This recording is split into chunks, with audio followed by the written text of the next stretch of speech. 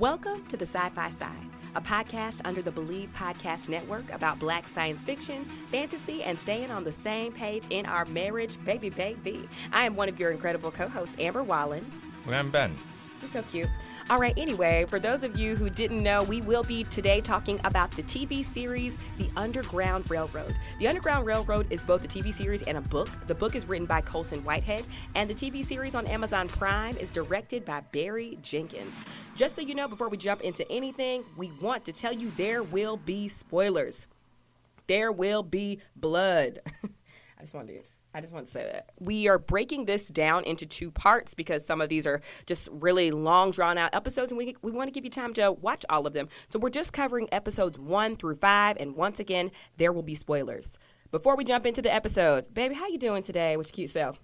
I am great. I ran a race, but then afterwards, I used some CBD oils for adult performances. Oh my gosh. You spilling all the secrets. Okay, go on. And they're still a little tingly. You're peeing? Yeah. I mean, it's really funny, though, that CBD lube is sort of a thing. Like, I know. Ronald Reagan would be rolling in his grave with his war on drugs and stuff, but I hope he is. I hope he fucking is. Which is he's an inheritor of slavery, which is a big part of what we're going to be talking about today. Let's get into first impressions. What was one of your first impressions? You don't want to know how I'm doing? I know how you're doing because... How am I doing? Damn! Not you assuming black voice, not you POVing black women. Go ahead. Well, I know, but with that CBD oil, Oh. I know you were probably doing pretty good.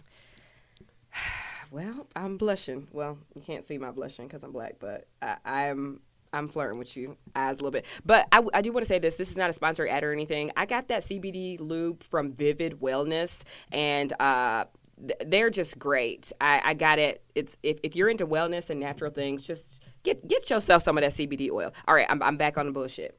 So this next part actually isn't bullshit. It's my favorite part, a segment where we read your Apple Podcast ratings. You ready, Ben? I don't care if you're ready. Here we go.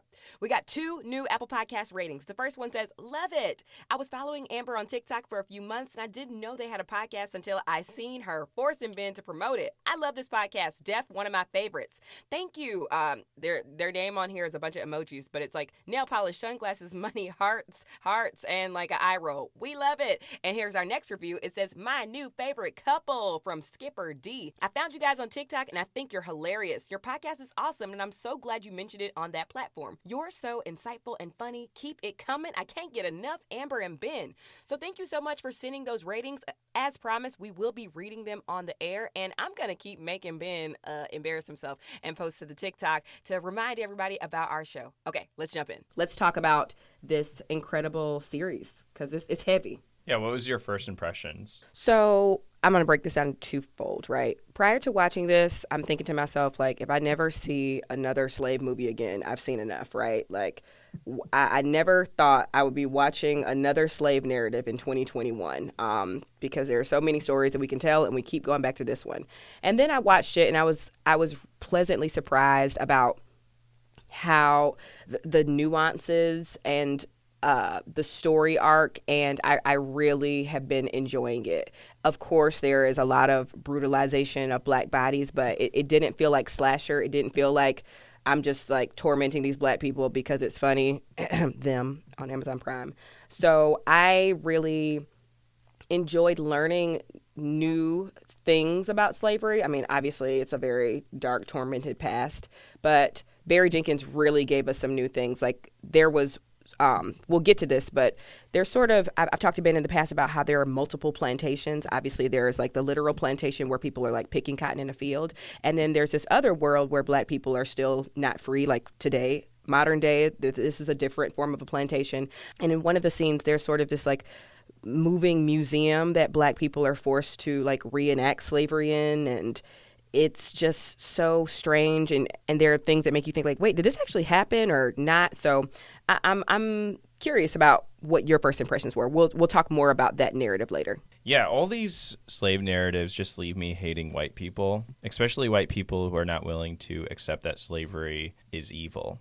And or another thing is it made me think of this quote by the U.S. Senator Tom Cotton, where a white senator, said, You didn't have to say that. he was a white senator. He said, he quoted the founding fathers saying, as the founding fathers said, slavery was a necessary evil to start this country. And I just think in my head that if you need slavery to start America, like, is America the country that should still exist? It's almost like, if countries need to destroy populations or make subservient a population for it to exist, should we have nation states? Is sort of the question I kept asking. Made me think of this other guy, this Alabama judge, Roy Moore, who eventually was ousted for sexual misconduct. But they go hand in hand typically. Yes, but he had this whole thing where he said something along the lines that, I was about slavery times that, I think it was a great time because families were united, even though we had slavery. They cared for one another. People were strong in the families. Our families were strong. Our country had a direction, talking about the times of slavery. Wow. So him being okay with slavery because gay people weren't allowed to get married was his whole point. Yeah, this Senator Roy Moore. I missed this Judge Roy Moore in Alabama. So his point was sort of looking fondly back at the times of slavery because families were together. And because families are torn apart now because of gay people. Yeah, because of gay people and divorce and all that other. Wow. Yeah, so it sort of just made me... What a reach. Yeah, and also it just reminds me that I think the U.S. has not dealt with slavery. We simply We have not dealt with it, and it's just inherited to Jim Crow, which inherited to the war on drugs, which inherited, to the prison industrial complex, which inherited to, with the Great Migration, the ghettoization of cities and redlining. This is the inheritance, But I didn't tell you this, but when we went out to brunch today, I walked past this millennial and he was wearing a hat that said, with an American flag on it, it said Proud American. And I wanted to just smack it off his head. And, whatever, you just have to be careful what kind of white people you're hanging out with after you watch this kind of stuff, because there's always that white person who's like, well, yeah, but, there's freedom of speech and all these other things. And I'm like, okay, fine. I'm just not into patriotism. I just don't know if there's a healthy form of patriotism. And this show sort of left me with that, because they that at the end of every episode, they end with a song, a modern song, besides episode 5 that I remember, a modern song that sort of reflects on what happened in that episode. Talk to me a little bit about, because, this, for those of you who might be new to the show, typically we do highly fantastical or highly magical scientific things, and you sort of, Ben is really brilliant and great at picking different content for us, because this is his genre and he's all about it. But this was more of an alternate history, so I do want people to go in. I mean, we've only done 5 episodes, but this isn't where you won't see anything sort of technical and mathematical and scientific in that way. I think you will. It's okay. The whole idea of the Underground Railroad is the fact that it was built underground by black folk. That is a technological advancement, a subway, right. This subway that expanded multiple states. I mean, that's pretty amazing and pretty, fantastic, scientific in some extent. And this would fall under alternate history, as we'll talk about in episode 2. And so alternate history is just a great way at looking back at history and imagining a what if. And Colson Whitehead is a huge nerd. He's written a zombie novel. He wrote this weird urban, I think a new weird type of story in 1999, which I read for my classic science fiction book club called The Intuitionist. And it would have been nice to have that made because as you said, we keep on going back to slavery, but we'll discuss that later. I feel like I've watched a slave movie every year since I was a kid. Can I ask you a question? When was the first time you heard about the Underground Railroad? I think with Harriet Tubman, I watched a movie called A Woman Called Moses, probably 4th grade, 3rd grade. And what was the impact? Because I'm sure we had two very different experiences. That she was a hero and was like led by God, you know? Oh, that's because that's how it was taught. Okay. Yeah, yeah. But it always just left me really confused because I remember learning about Robert E. Lee and that how he was a godly man because there's a movie called Gods and Generals, and all the Confederate generals in there were Christians, and they talk about their faith in this movie, and it was just very, very confusing. I think later to be like, oh, these people are actually wicked, you know? Yeah, but you had to sort of explore that on your own. It wasn't introduced to you that way. Right. So when was your first time that you heard about the Underground Railroad? I think I was in second grade because I've told you this story before, but like I came home to my mom and was like, I want to be a slave. Like today, our teacher told us about, these workers that built America, and they built this whole country, and they were so brave and whatever. And my mom was like, what did they say? She was like, did they tell you anything else? And I was like, no, they were led by a woman named Harriet Tubman did all of it. And she was like a CIA agent and all these things. And my mom obviously broke down to me like, well, Africans were stolen from from the slave trade and on, and obviously I was mortified and devastated, and I was so traumatized by anything with slaves in it because I thought that this was going to happen again, as I've said before.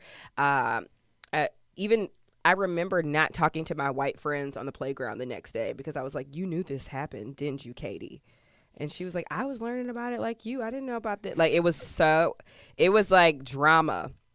It was like tea on the playground in second grade. And I just like legitimately did not talk to my white friends for like a week or two because I was so traumatized. And I think schools and parents and teachers need to go in on a whole body conversation about like our next unit is slavery, and we want to teach it in a very like trauma informed way because it's very jarring to learn about that as a kid and learn that you're descendants from this trauma. You know, you saying that makes me think the fact that I knew that the slaves in America were black, but I didn't knew they were slaves because they were black. I think people sort of miss that part of the education. Yeah, because they don't talk you through Africa on, or the coasts on. They talk you through like, Robert E. Lee. Like that was the start of the civilization or whatever. Yeah, let's go ahead and jump into each episode. So the first episode, titled Chapter 1, Georgia. Hey, gang, gang. Well, I mean, I'm from Georgia, but this is not a happy moment. But, you got to rip. So the story follows Cora, whose mom, Mabel, escaped, and she is sort of rebellious. Cora, we find out very early, and there is a slave there, Caesar, who's just arrived, and he wants Cora to join him as he tries to escape. And the end of the first episode is them escaping. Part of the reason Cora, who is at first like unwilling to go, but part of the reason she does decide to go is that there is a slave, Big Anthony, who tries to escape earlier in the episode. He's caught and like brutally murdered. He's murdered in this spectacle way. Yeah, he's like burned alive, like a witch, like Salem witch trial, something like that. And that episode ends with Cora and Caesar deciding to run away. So what did you think about that first episode? I know we got a lot of episodes to get through quickly, but I'll keep it short. I mean, Barry Jenkins, he's Moonlight. He's incredible at what he does. And I think he makes us just uncomfortable enough to where we're not closing our eyes. So we're looking, we're uncomfortable, we're holding our breath, but we're still like, I need to watch this. And I think that, I don't know, like we've seen the brutality of slavery, but I think I saw new brutalities and new ways in which like these white people really saw themselves as a different species than black people. Like that, like when they're sitting at dinner while someone's getting whipped and it's just like playing in the background along with violins. Like, I don't think I've ever seen it in that way. Like, I've seen it as like, everybody get out here. I want this to be a big spectacle. We're watching. We're all cringing. Like, but for a slave being burned and beaten to be the backdrop of a supper time was true, like, oh, these people are actually seeing black people as subhuman, which of course they do, but those were the times that sort of set the tone for like the rest of the series of how they're not cringing and they're not upset because they're thinking about this people as animals, that just pure dehumanization, or new things like taking seeds from certain, like I know she took some okra seeds when she left. Like those are those like little nuances that I didn't consider when it's like, oh yeah, what are you going to eat? It's freezing. How do you survive during winter? The thing that sort of showed me in this episode, because we get a whole range of slave masters. We get this brutal slave master, Master Terrence, and then we get his brother, Master James, and they both co-own this land. And Master James is a little bit kinder. He lets his slaves sort of like play around. And I remember learning about Robert E. Lee and being like, well, he was good to his slaves. Or George Washington, well, he was good to his slaves. And there are moments of that. Like, that's what Americans are taught. There were like good slave owners they taught and them how to read. Yeah, there were good slave owners and bad slave owners. And that is just baffling to me, because there's this scene where Master Terrence, who's the evil brother, is having a conversation with one of his guests. I don't remember. And the guest is appalled, right? Like, the guest is like, I cannot eat my meal while this is happening. Yeah, while this man is being flayed alive.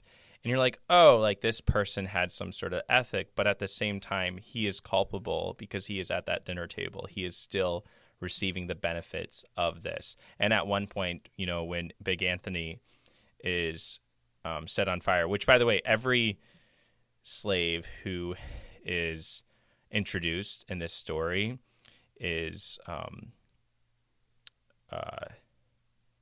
named, you know? Yes. Like, they're named and they're referenced again in some way. Yeah. And thought about in some way. And so when Big Anthony is, like, you know, set on fire, this person who's at the dinner table gets up and, like, walks away and, you know, doesn't want to look at it. And I just keep on thinking that those people are still culpable. Yeah. You know? I was also thinking one scene that was really jarring was again, this show we binged it 1 through 5, but it is hard to binge. I do want to say that. But one other scene that really took me aback was that, like, obviously slave owners wanted to, air quote, like, have their slaves breed and produce, because then you get babies and that's free labor or whatever. But like, this one master was watching those practices, and so it was just truly like, we are subhuman to you, that you feel like you get to pair us off based on our physical stature, and now you get to watch us have sex or watch us like forcibly, like, rape, not Caesar raping, but this whole orchestrated, like, is it called rape when you're forcing one person to rape another person? Like, that third party is I don't know. I think the monstrosity of this obfuscates, like, any type of ethics, right? The monstrosity is the slave owner. The monstrosity is what was going on. I mean, even from the very beginning, there's a scene where a little boy is, like, whipped to death. Yeah. You know, like, this was just a fact. It was accepted.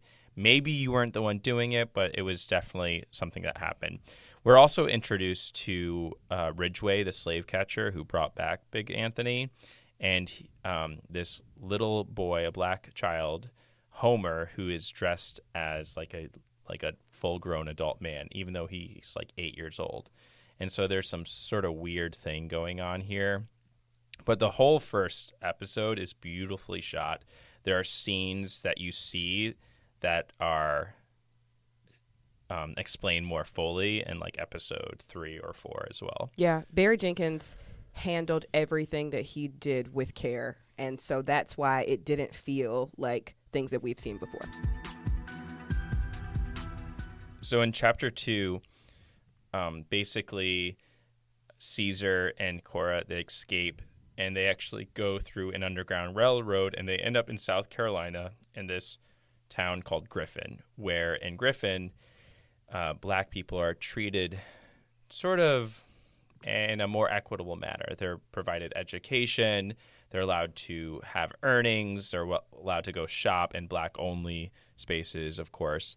And this whole episode, basically we find out that it is an experiment in which they are experimenting on the men and giving them these vitamins that are used to see how strong their bodies can take it, or how much their bodies can take. And then they're also How much pain?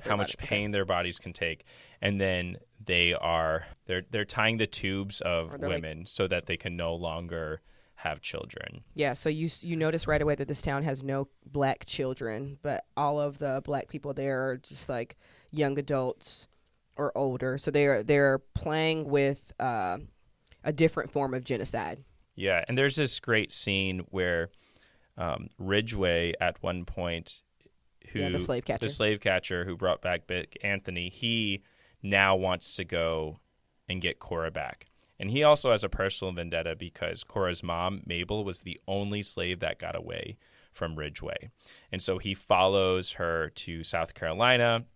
And there's this like ridiculous scene where Miss Lucy, who's in charge of educating the women, all for the betterment, quote unquote, the betterment of Negro life. Like that's her whole thing.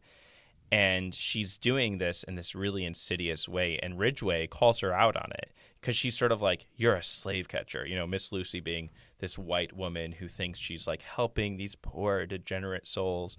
And, you know, at least I'm not killing them, even though I'm taking away their fertility and I'm running experiments on them. But at least I'm not killing them. And so there's this whole moment where Ridgway is like, well, I guess we're in the same business, and just calls her out. And that scene, right? Like, first of all, this episode really hit me because this shit is still fucking happening. Like, of course. Even like virtual charter schools, which were these whole experiments where they just put them like in front of computers in front of black kids and were like, go learn. And they just tried to see if kids could learn without a teacher, you know, like, and the experiment failed miserably. But we still do that with charter schools and these experiments, this new curriculum. Like, what the fuck? Like, that still fucking happens. I appreciated this episode because we think sometimes like, wow, it's so horrible when police kill black people, which of course it is. But we don't think about the little things that you do every single day that ultimately attribute to the killing of black people. Like that's the conversation that we don't have. When you steal ideas from black creators, that is a form of killing black people. That is a form of taking someone's livelihood. That is a form of taking up space.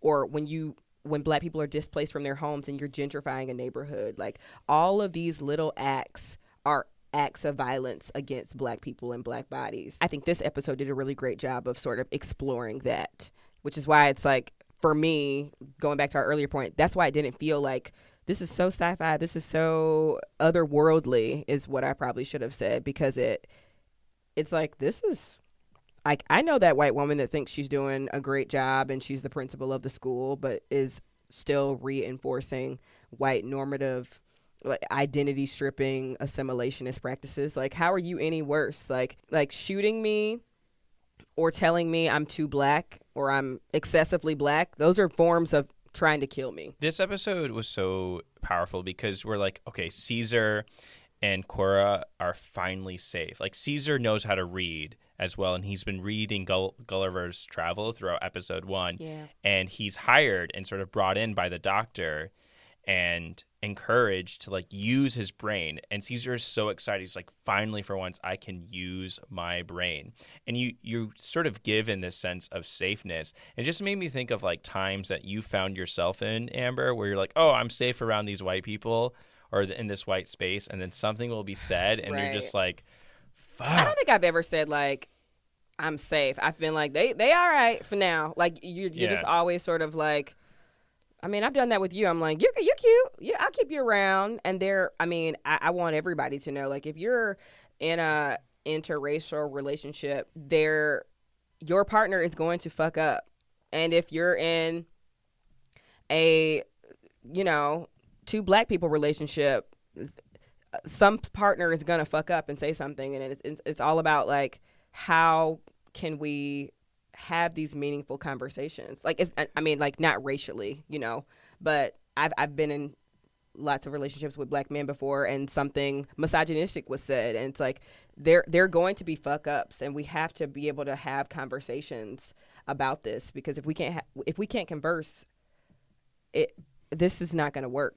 I think whenever Like there's in partnerships, that they're going to be fuck ups. yeah, like whenever there's a power imbalance or political power imbalance, whether you're an ally and you're a cis person dating a trans person, like you are going to say something transphobic at some point. If you're white dating someone, a person of color, you're going to say something That's racist. what I was trying to say. Yeah, I don't think I was eloquent with it. But I know what you're saying. Like, you're going to say something racist. If you're a man dating a woman, you're going to do something misogynistic. Yeah. It's inherently in our DNA as a society to create these kinds of power structures that seep into us and then come out at random times.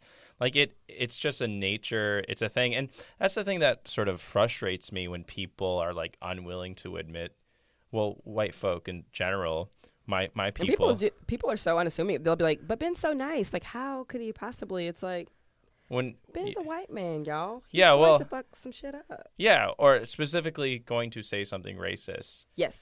Specifically. Yeah, let's get specific. Yeah, I'm not going to tell the specific racist things that I've said, but it's. I mean, obviously, it's never been like, blatant, but it's never been covert, in my opinion. But there are which one? It's never been overt. But there are those like subtle ways that something will happen. I'll be like, can everybody leave the dinner table? Let me talk to you, Ben. It's just be to keep it light. Or like even earlier where you mentioned something about blushing. It's okay. like I could see myself being like, "Oh, Amber, did you blush?" You're like, "Well, I don't blush," but there are like little things like that. There's a spectrum. There's a whole spectrum. It could be as tiny as that, like recognizing like, oh, that black people or darker people don't blush, right? And there's this assumption that you blush if you're embarrassed, where actually some people can't show that as an outward sign. And so when you use that in literature or language, it can sort of isolate an entire group of people. And that's like minuscule, but I'm saying like to that extent. And that's like what I kept on thinking about with Miss Lucy in this episode. Can I say something really minute before we move on to the next episode? It'll just be, I think you are more obviously aware of these little subtle things. Like even when I make our HelloFresh meals, there's like a white hand doing all of the steps. And it's like even Mindy Kaling is like one of the faces of HelloFresh. And it's like, this is an Indian woman who's like one of the big faces and names behind this brand. And yet and still like the step-by-step instructions are like this little dainty white hand. And even if I'm doing something as simple as like cooking a meal, I'm reminded that like this isn't for me or this I might not be their target audience. And I think every day I'm just showing you new light to those things. All right, Chapter 3, North Carolina. And this is where the power of speculative fiction really comes into handy, because in North Carolina, in this alternate history, black people are outlawed. They are not allowed, so you can't use them as slaves. And so the people who have been replaced as the slave are the Irish people, which is a fact. Like the N-word used to be described to Irish people as well, to black people.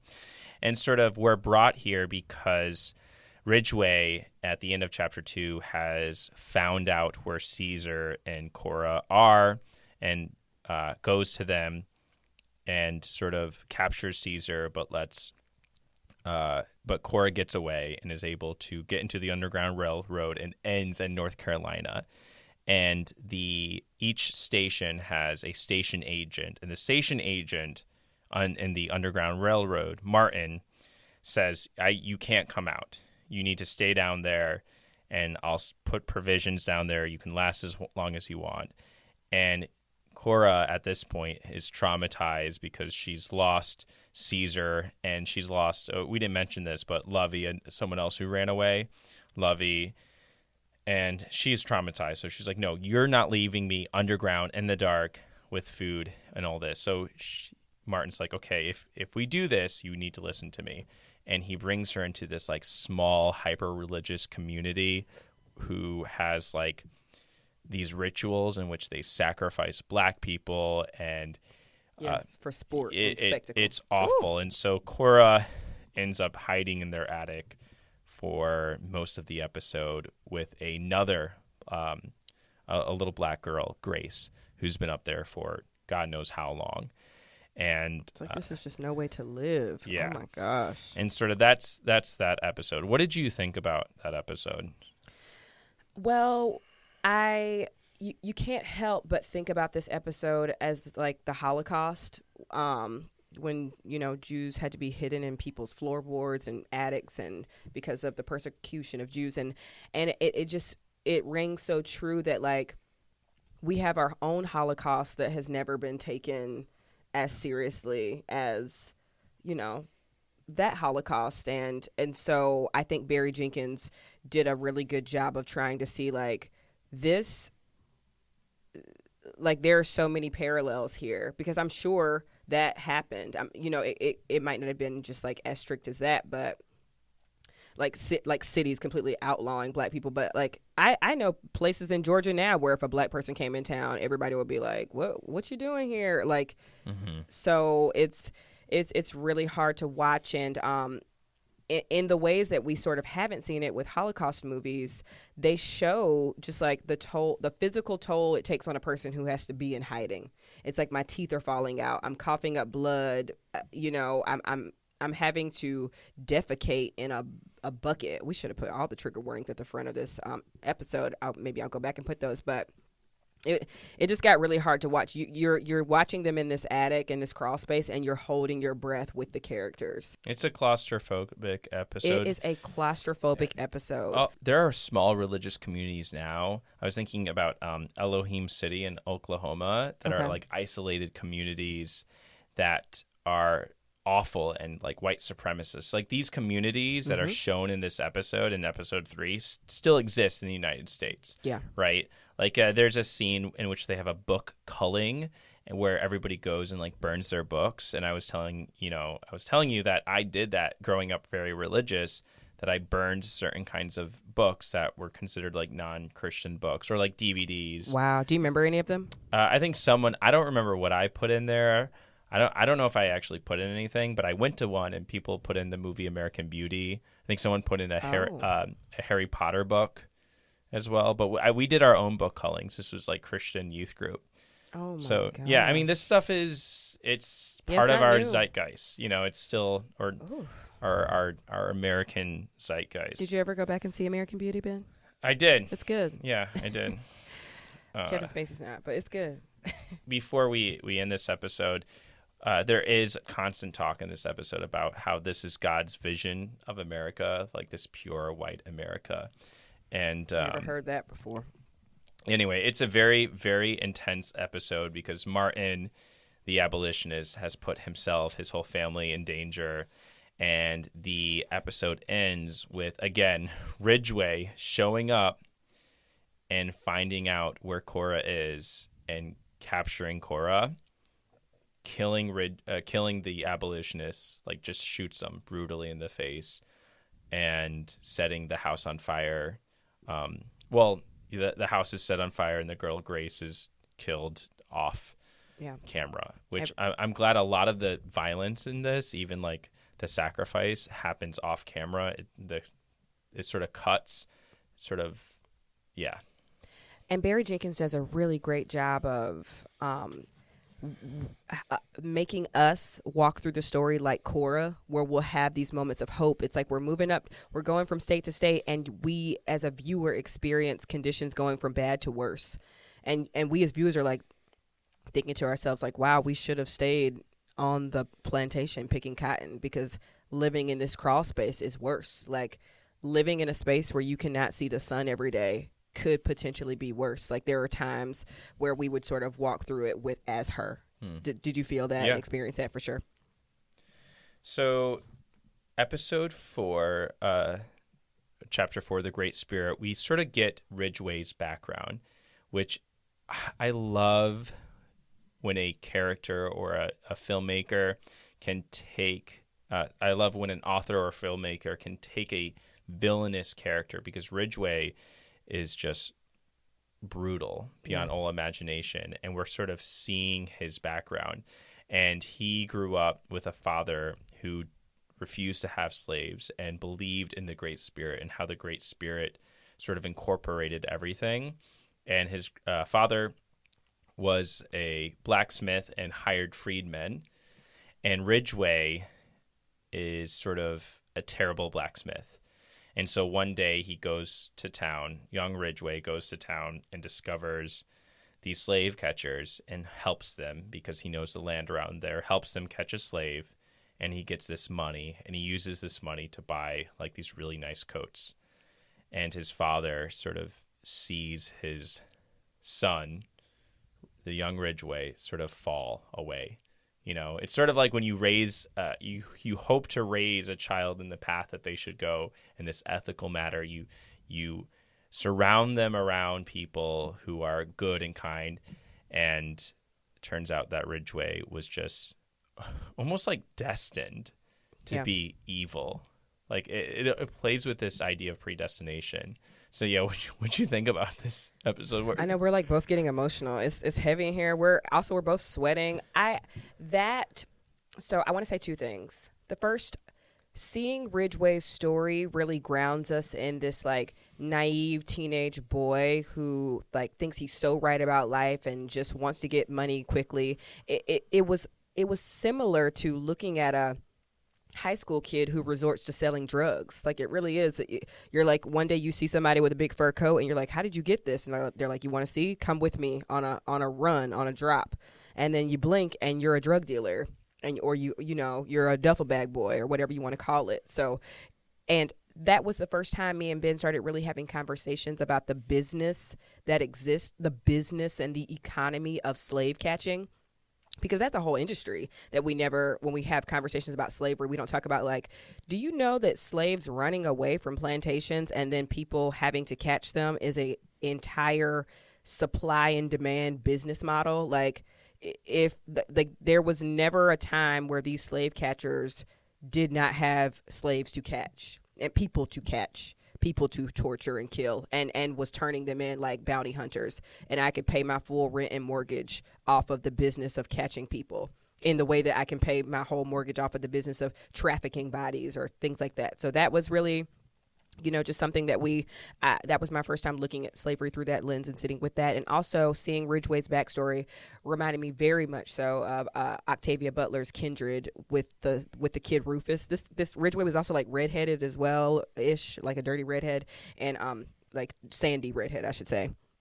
And so it was interesting, like, to have read the book Kindred and to see like, wow, Rufus, you were raised by these like very kind, like, black women and black people and like air quote mamies, and you just still turn out to be this like evil child to black people, which is like so counter to what people try to show us in the media. Like when I think about The Help, it's like that whole story was about like, these black women raised us, like how dare we mistreat them. But it's like Emma Stone's story about like discovering that I shouldn't be rude to these black women that were air quote the help. And it's like, where there are no Emma Stones. Like we grow up and treat our nannies, people of color, like shit. We think we're better than them. Like that's what y'all what y'all motherfucking do. And so that whole movie was just strange. But I know that's like a lot of initial thoughts about that, but take that with what you want, babe. Well, there's this line where they talk about how America is the land of opportunity. And I kept on thinking about, like, America is built on slavery. It was built on the economy of slavery. Yeah. Which means that everyone, North and South, even the old Ridgway, at one point you see him, he's a blacksmith, you see him like making chains at one point. And you're like, are these chains going to go into the economy of slavery? Maybe or not. But everyone had skin in the game when it came to slavery. Yep. And it's like, you're no better. You make shackles for a living. What do you think these shackles are used for? Yeah. So you don't buy slaves, but you're a part of it. The one scene that reminded me a lot of conversations that I hear today is where young Ridgway is talking to his father, and he says, yeah, but like slaves who run away, who didn't earn their freedom, they're lazy. Like he goes into this whole rant that you have to work for your freedom. Yeah, this whole like bootstraps because work hard for things. Yeah, and it's that idea is so permeating of like the reason these ghettos exist, and the reason the Chicago South Side is not as elevated as the Chicago North Side is because the South Side is lazier or whatever. Like that, that is a narrative that is still being fed to us, that people Absolutely. still fucking believe that. Absolutely. And it, again, like this, I see that every day right, online. It'd be like, if these mothers would just stop wearing bonnets to school to pick their kids up, right, that if they would just care a little bit more about how society sees them. It's like, so I'm sorry, a mom comes to the school and picks up her kid,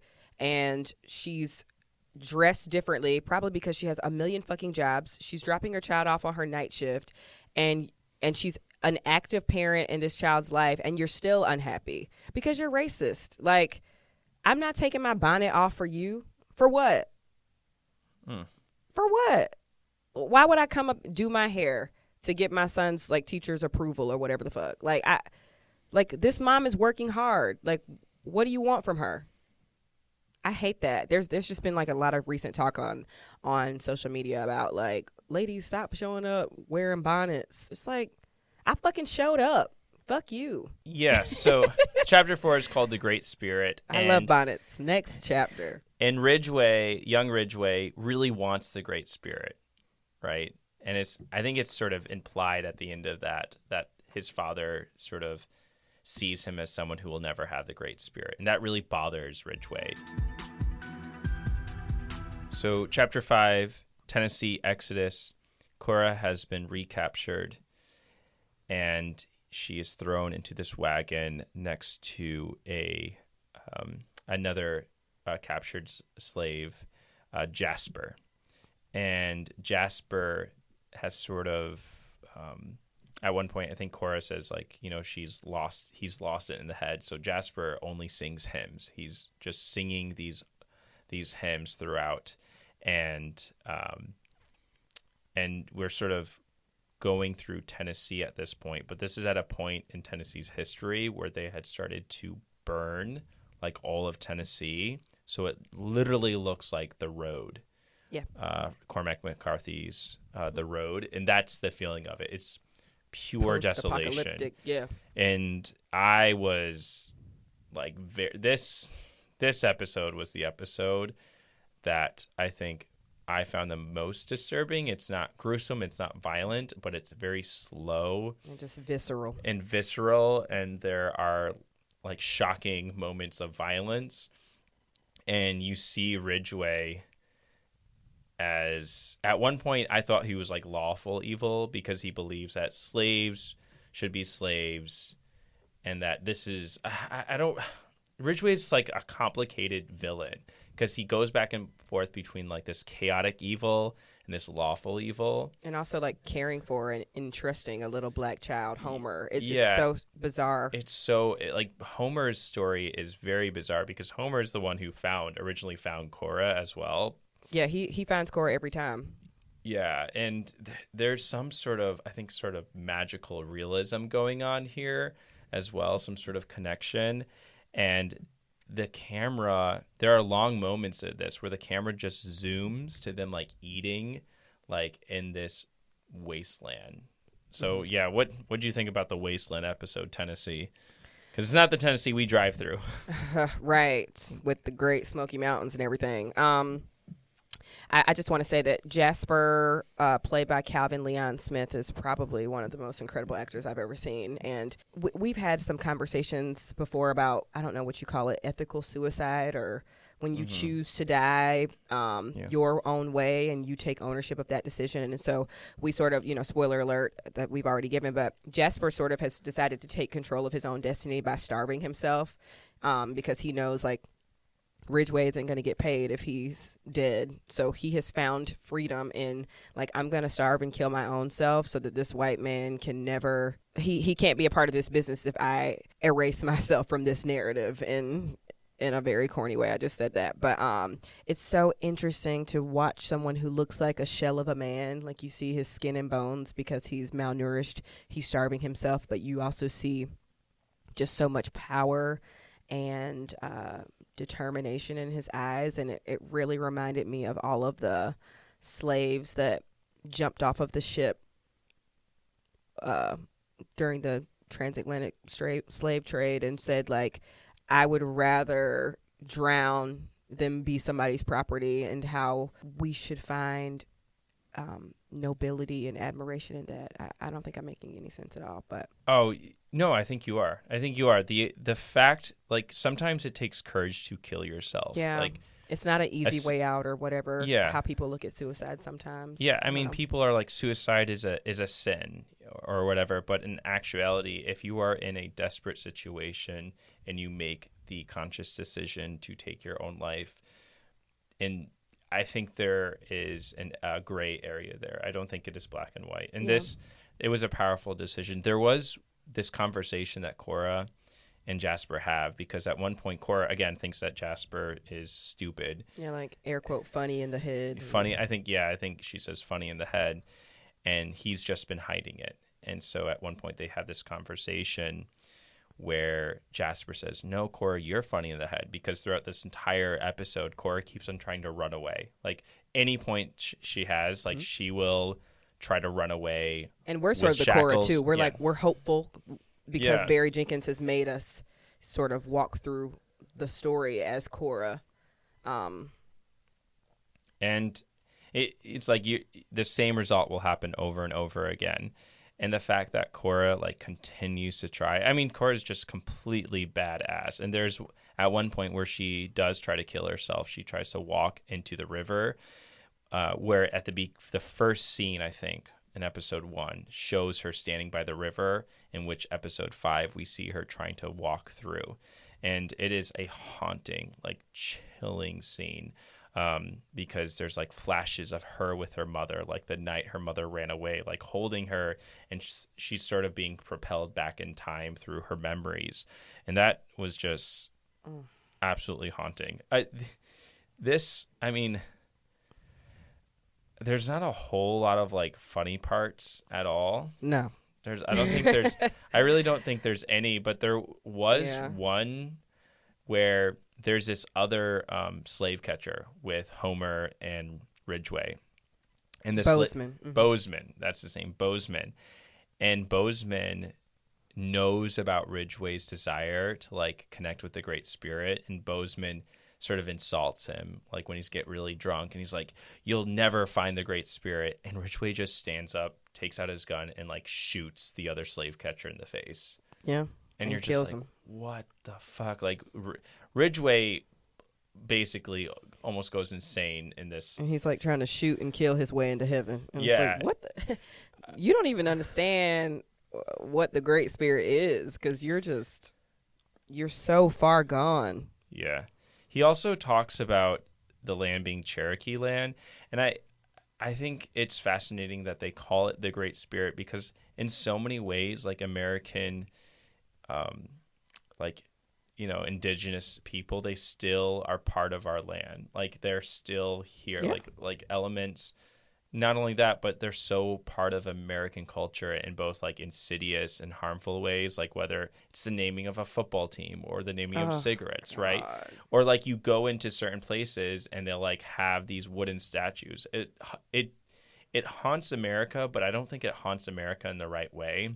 Right. And so in this episode, there's this talk about the Trail of Tears in Cherokee land, because Ridgway talks to Cora, like refers to Cora as it. Pronounces it, which is what's done throughout, but then talks to Cora as like a totally like sane, viable, intelligent person. And Yeah. it's so disturbing how people were able to silo off their interactions. Like, for example, he's a slave catcher. Ridgway's a slave catcher, but he doesn't have he says, "I don't have it in me to own a slave." So when I first bought Homer, I immediately drew up his emancipation papers and let him go, but Homer just follows him. So we sort of get that background. And there are just like elements in this story that are borderline absurd. But Cora's like, but that's why you chain him up every night when he goes to bed. You remember that? Yeah, and but what happens, the response is Homer says he can't go to sleep without being in chains, which is like this really weird line. Do you think that's a lie or true? I I think it's a lie. I think it's true. I think there's something going on here in a metaphorical sense. They also like come upon this like group of Tennessee settlers who all died from the yellow fever, and Homer, the little boy, finds a banjo and tries to start playing it. It just, there's this like absurdity to this final episode for halfway through the season that I just found really unsettling.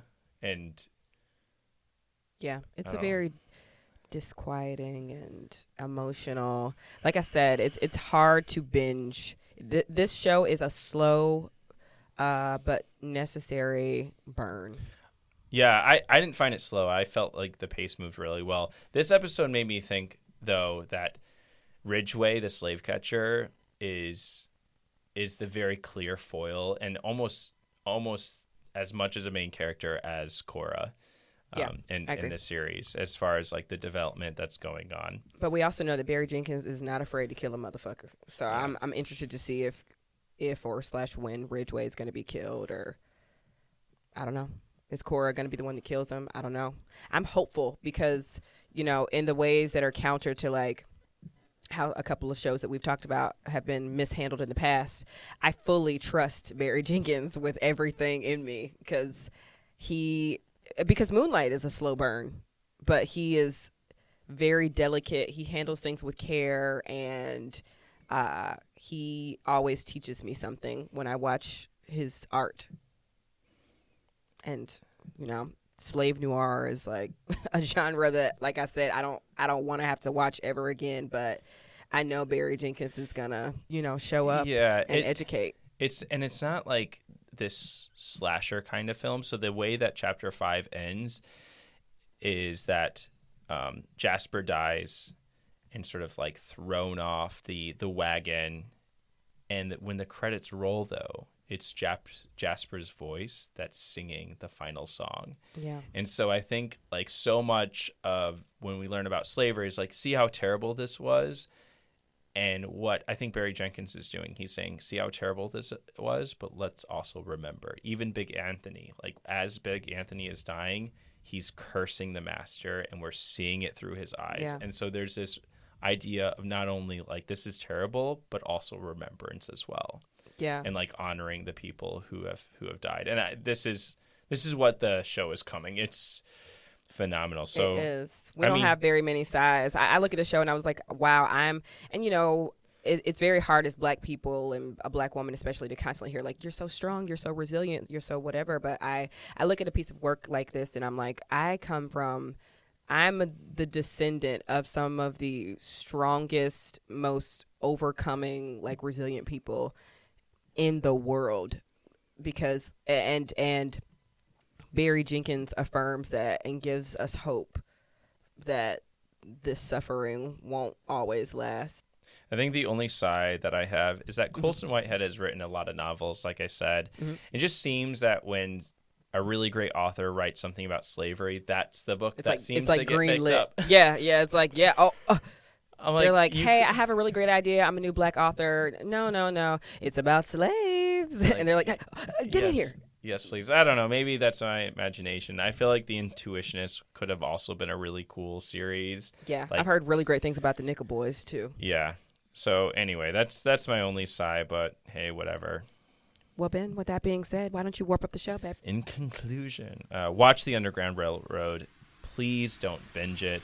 Sit with it and journal about it. Thank you so much for listening to another episode of the Sci-Fi Sci. Next week for episode 37, we'll be finishing the Underground Railroad series on Amazon Prime. So we'll be watching episodes 6 through 10. Again, this is directed by Barry Jenkins, written by Colson Whitehead, and we cannot wait to wrap up this incredible series. Also, once again, if you have been enjoying the Sci-Fi Sci, be sure to write us a review on Apple Podcasts and join our Patreon. You can find our Patreon and all of our links on social media at the Sci-Fi Sci Podcast. We will see y'all next week for the show. Bye, y'all.